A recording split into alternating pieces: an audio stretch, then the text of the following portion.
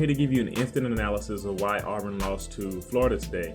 And of course, you have to mention that Bo Nix missed a lot of opportunities today that could have made the difference in the game. But I never blame games lost on one person in general because it's a team effort. But I will make a separate video detailing what Bo Nix can do to get better and how he can improve for the future.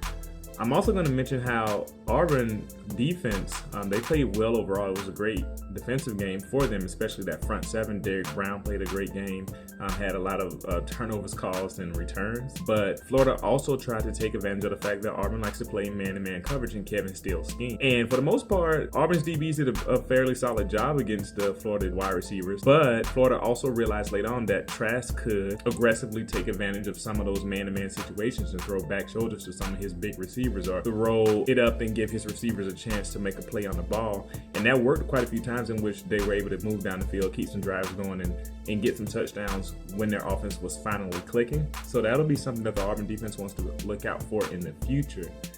Now, on offense for Auburn, they also had trouble running the ball in the first half of the game. In the second half, they started to pick up steam a little bit in doing that. But Bo Nix's struggles didn't complement the offense, and therefore their struggles continued overall, even though they were running the ball better. And so Gus Malzahn, I believe, called a fairly good game.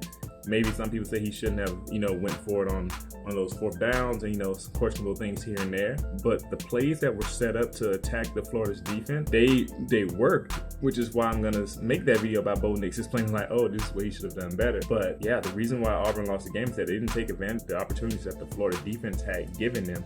And Florida knew that they probably could take advantage of the freshman quarterback of Auburn, and it showed today. And their front seven also did a pretty good job in the past. Now, going forward, it'll be interesting to see how much longer can Florida sustain this success, because on offense, they're not that great. It'll be interesting to see if they will continue to use some of the things that were successful, like taking advantage of those man-to-man opportunities with Trask, because he seems to be able to more readily do that than Franks was.